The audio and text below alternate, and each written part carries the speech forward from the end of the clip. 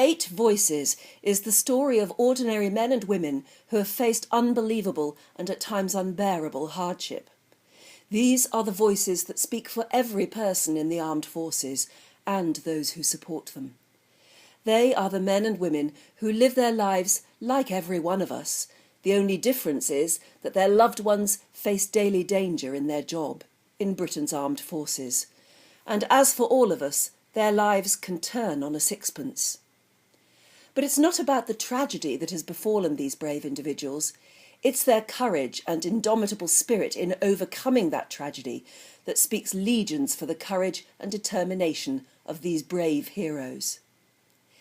Heroes like Becky Orr. She's the wife of Mark Orr, a soldier who was injured in Afghanistan and is now a triple amputee. Becky has been there for Mark since the very beginning.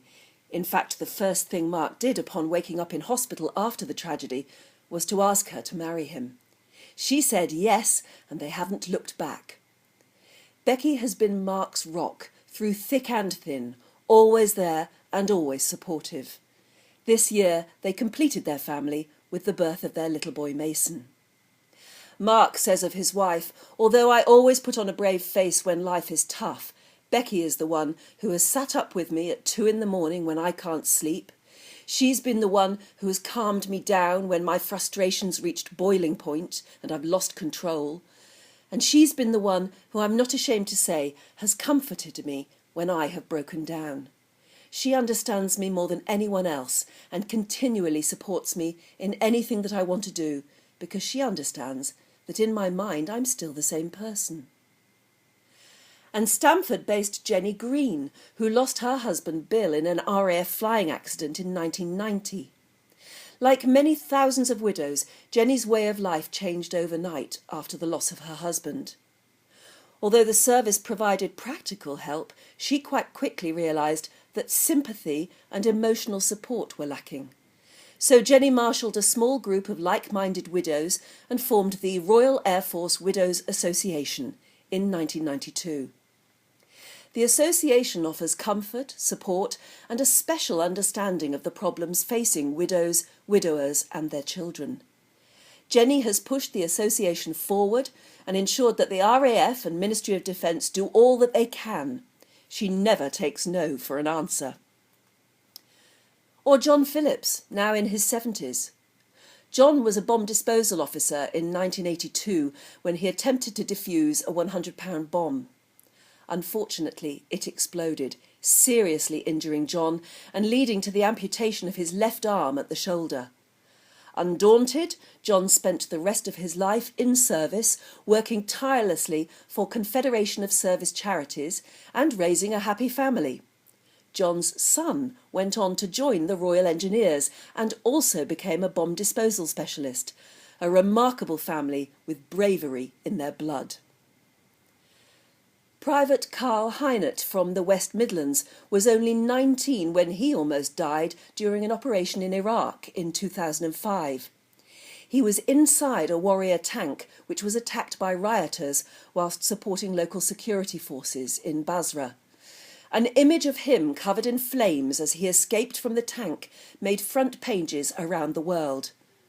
While the other 4 soldiers in the tank escaped serious injury, Private Highnet received 37% burns to his upper torso, face and hands and had to undergo 5 years of gruelling skin grafts and operations in hospital in Birmingham to eventually make a remarkable recovery. In 2011, Carl wanted to give something back to the hospital that has saved his life and has gone on to raise money for other wounded servicemen and women, joining the Walking with the Wounded's expedition to climb Mount Everest, climbed Mount Manaslu in Nepal and has attempted Mount Everest. Carl has completed 95 marathons too and has raised over £30,000 for Walking with the Wounded and Queen Elizabeth Hospital in Birmingham. And then there's 65-year-old Kirk Barba. As a non-commissioned officer in the US Army, he lost a leg from a grenade while serving in the 9th Combat Infantry Division in Vietnam in 1969. Kirk became involved with Disabled Sports USA when he was introduced to skiing whilst undergoing rehabilitation. This ignited an understanding of the need to support other forces personnel, and he went on to become Executive Director of Disabled Sports USA. Through his leadership of over more than 40 years, he has taken a small, all-volunteer organisation and transformed it into one of the largest US-based non-profit sports organisations serving people with disabilities today, with over 100 chapters nationwide, serving more than 60,000 people annually. Matt Bryant joined the Royal Marines aged just 17. He'd had limited contact with his siblings whilst growing up and found the idea of a military family very appealing. It wasn't long before he was deployed to Afghanistan at just 18 years of age with his new family.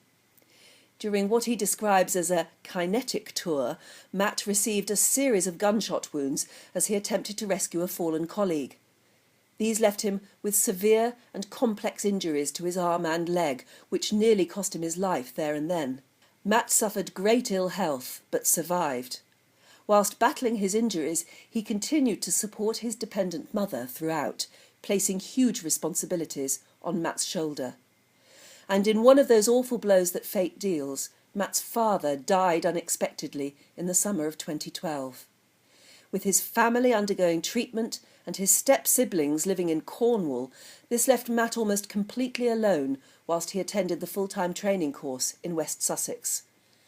None of this has stopped Matt from passing his private pilot's licence, and he's currently studying for his commercial pilot's exams, as well as organising fundraising ventures, working part-time jobs and networking for his own future.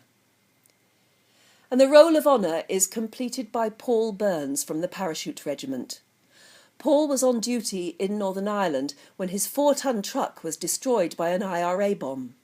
Paul barely survived. His body was broken, his left leg was amputated below the knee, his skin was burned down to the bone. Those who saw him wondered if it might not be kinder to let him die. But Paul refused to be beaten. He had made a promise to himself that he would make up for the loss of his 18 colleagues in the blast. He courageously raised funds for widows and orphans alike and made sure his injuries did not put a stop to his career. He continued to serve, working as a project engineer within research and development, and he's part of the Red Devils display team. Over the years, Paul continued to battle his injuries and put up with an incredible amount of pain. Finally, the decision was taken to amputate his right leg as well. These voices combine to portray the very best picture of humankind. Through their stories of bravery and courage and the day-to-day obstacles they've overcome, they are the symbols of overcoming adversity. Life can turn on a sixpence and utterly and completely change in an instant. These are the stories of 8 such instances, as they've all had to soldier on through life.